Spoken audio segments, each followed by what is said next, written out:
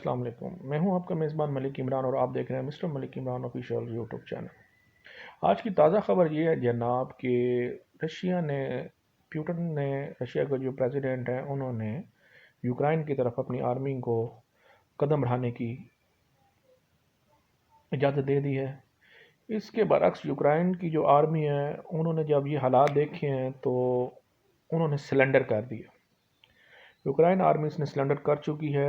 उसके अलावा पुतिन ने बार बार ये कहा कि हम स्पेशल मिलिट्री ऑपरेशन कर रहे हैं, आप लोग अपने घरों में महफूज हैं। आर्मी को भी उन्होंने कहा यूक्रेन के कि आप अपनी जगह छोड़ के अपने घरों में महफूज हो जाएं, हम आपके साथ कोई किसी किस्म की लड़ाई जंग या तबाही नहीं चाहते हैं। आवाम से भी उन्होंने अपील की है कि वो अपने घरों में महफूज रहें। वो जब तक अपने घरों में महफूज हैं रशिया उनकी ज़मानत देगा, उनकी हिफाजत करेगा। और ये एक बहुत बड़ी स्ट्रेटजी का प्लान का हिस्सा बनते जा रहे हैं। दुनिया ब्लॉकों से निकल के अब फिर दोबारा पोलराइजेशन की तरफ जा रही है।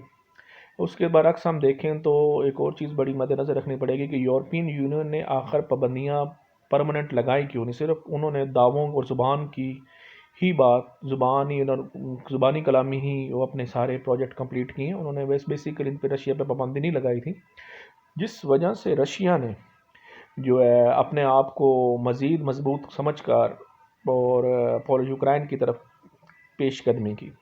अब इसके बरस देखा जाए तो यूरोप के रशिया के साथ मफादात क्या हैं। यूरोप के रशिया के साथ बहुत ज़बरदस्त मफादात हैं जी। नंबर पर तो जर्मनी है। जर्मनी इसका आलाय है यूरोपियन यूनियन में, और रशिया के साथ उसका बिज़नेस बहुत ज़्यादा है। यहाँ तक कि जो जितनी गैस सप्लाई है वो रशिया देता है जर्मनी को, जिससे उसकी इंडस्ट्री चलती है। अब रशिया से जर्मनी अपने ताल्लुकात तो तबाह कर नहीं सकता।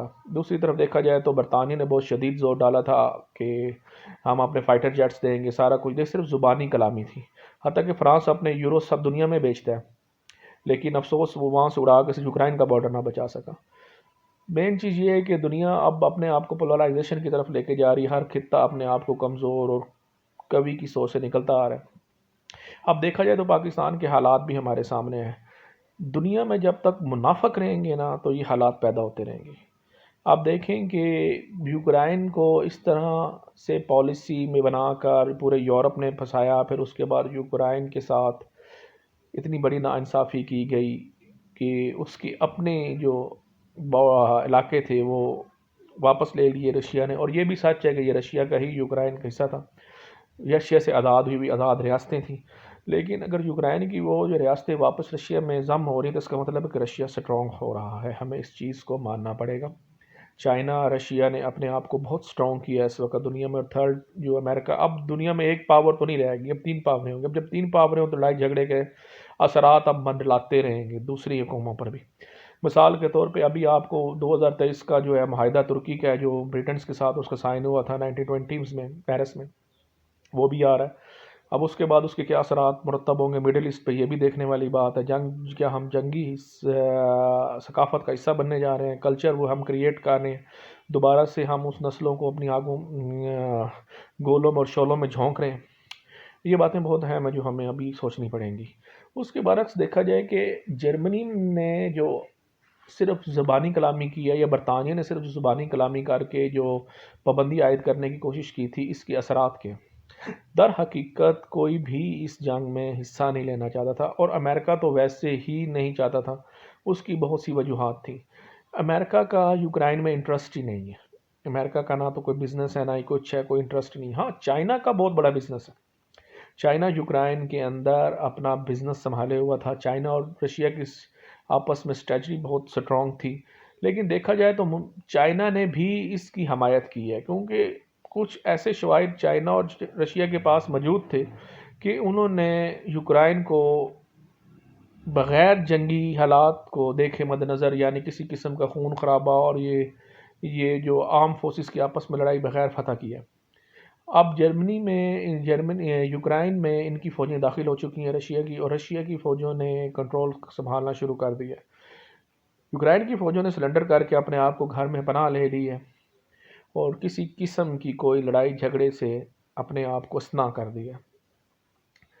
देखा जाए तो ये एक बहुत बड़ी प्लानिंग का हिस्सा है। एक तरफ तो हम देखते हैं कि दुनिया अपने आप को کہتی ہے جناب کہ ہم بہت بڑے بلاکس کے حصے ہیں اور نیٹو اور یو این او یہ ایسے ایسے بلاک ہیں جو ہمیں سیو کر لیتے ہیں، ان لوگوں کا لوگ ان کے اندر لوگ آتے ہیں، ان کا معاشرے کا حصہ بنتے ہیں. لیکن افسوس کہ یہ جو بڑے بڑے نیٹو ہو جائے، یو این او ہو جائے، یا اس سے پہلے کی ایک جماعت 1945 سے پہلے تھی جب امریکہ نے حملہ نہیں کیا تھا ناگاساکی کے اوپر، تو یہ ممالک بیسیکلی اپنے آپ کو ان کے اندر ممبر اس لیے بنا رہے تھے کہ اگر جنگی حالات ہوں گے تو یہ لوگ دوسرے ممالک ہماری مدد کریں، لیکن افسوس ایسا کوئی رزلٹ بھی نہیں ہے. اب یہ بات واضح ہوتی جا رہی ہے کہ نیٹو کا اور یو این او کا رول جو ہے وہ اب بالکل ختم ہوتا جا رہا ہے دنیا میں، کیونکہ دنیا 1 پاور سے 3 پاور میں تقسیم ہو چکی ہے. ایک طرف پورا یورپ تھا، اس میں اب رشیا نے دوبارہ اپنے آپ نے اسٹرانگ قدم جمانے شروع کر دیے ہیں، اور دوسری طرف آپ کے سامنے امریکہ ہے. امریکہ اپنے آپ کو بالکل جنگوں سے باہر نکل چکا ہے. بیسیکلی امریکہ نے جو اپنا پلان کرنا تھا وہ پلان کر چکا ہے. امریکہ اپنے مڈل ایسٹ میں پنجے گاڑ چکا ہے. امریکہ نے افغانستان میں جو لڑائی جھگڑا لڑا 20-25 سال، اس میں سے کچھ ایڈوانٹیجز لیے. اس کا سب سے بڑا ایڈوانٹیج تو چائنا لے گیا. چائنا نے اپنی ساری اکانومی یورپین یونین اور امریکہ میں سپورٹ میں پھینک دی. اپنی ساری پروڈکٹ اس کی ایکسپورٹ اتنی ہے کہ ورلڈ اس کی ایکسپورٹ سے بغیر چل نہیں سکتا. پاکستان اس میں پلے بوائے کا کردار ادا کرتا رہا. لیکن اب جہاں تک آنے والا فیوچر ہے وہ شاید اب اس سے بھی زیادہ غمگین ہوتا جا رہا ہے، کیونکہ ہم ایک بہت بڑی مشکل میں پھنستے جا رہے ہیں. رشیا کے اس طرح قدم اٹھانا ترکی کے لیے بھی فیوچر میں بہت بڑے اسٹرانگ نتائج لے کر آئے گا، کیونکہ اگر چائنا اور رشیا اگر اس طرح کے اسٹرانگ الائے ہیں تو رشیا کو کسی نے نہیں روکا یوکرائن میں یہ کام کرنے سے پہلے. یورپین یونین اتنے بڑے بڑے جہاز، برطانیہ سپورٹ کرنے کو تیار، وہ کہاں گئی جنگی توپیں اور وہ جنگی جہاز جنہوں نے جا کے کنٹرول کرنا تھا.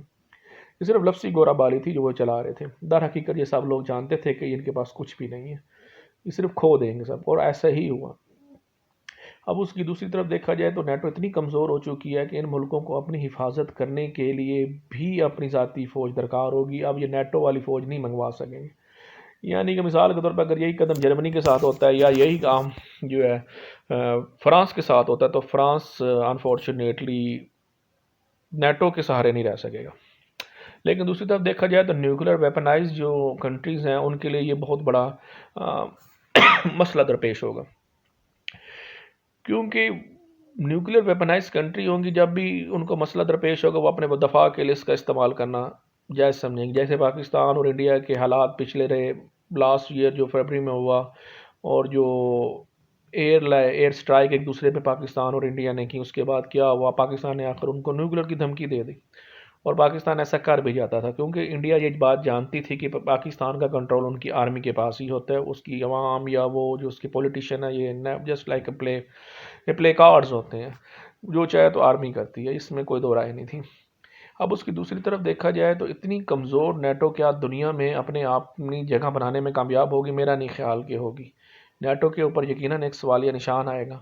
جو یورپین یونین کے جو اب ممالک تھے جن میں تھے سارے جو برطانیہ، جرمنی، فرانس، بڑے بڑے ممالک جو ایک دوسرے کے اتحادی تھے، آیا ان کا اتحاد ٹوٹ جائے گا؟ یہ بھی آنے والے وقت میں ایک بہت بڑا سوال ہوگا. خیر جو ہونا تھا وہ تو ہو گیا. اللہ تعالیٰ اب اس مشکلات سے یوکرائنی عوام کو باہر نکالے. ہم یوکرائن کے ساتھ ہیں جی، اور اس لیے ساتھ ہیں کہ خون خرابہ کسی بھی جنگ میں عورتوں اور بچوں کا جو ہوتا ہے وہ نقصان دہ ہوتا ہے، اور ہم چاہیں گے کہ رشیا اس چیز سے تھوڑا سا اپنے آپ کو دیکھے، اپنی آرمی سے کہے کہ بچوں جو عورتوں کا جو ہے ان کی سیفٹی کا خیال رکھے. اور باقی جو ہوتے ہیں ملکی معاملات وہ دنیا کے ساتھ چلتے ہیں. نہ تو رشیا نے ہمارے کہنے سے رک جانا تھا ایز اے پاکستانی، یا پاکستان نہ رشیا نے امریکہ کے کہنے سے رکنا، نہ رشیا نے چائنا کے کہنے سے رکنا، جو اتنے اسٹرانگ الائے ہیں. یہاں تک کہ جرمنی میں ان کا ساتھ بزنس چل رہا تھا، جرمنی کے کہنے پہ بھی نہیں تھا رکنا. لیکن یہ ہوتا ہے کہ جو قدم اٹھایا جائے آیا وہ قدم آنے والی نسلوں اور ممالک کے لیے بہترین کوئی نعم بدل ہو. یہ نہ ہو کہ آنے والے کنٹریز پھر کسی اور طرح کی جنگ میں اپنے آپ کو جھونک دیں. تو آپ دیکھ رہے ہیں مسٹر ملک عمران آفیشیل، میرے چینل میں میرے ساتھ رہیے گا. تو باقی پھر انشاءاللہ بات آپ سے ہوتی رہے گی اس بارے میں. اس وقت تک اجازت دیجیے. اللہ حافظ.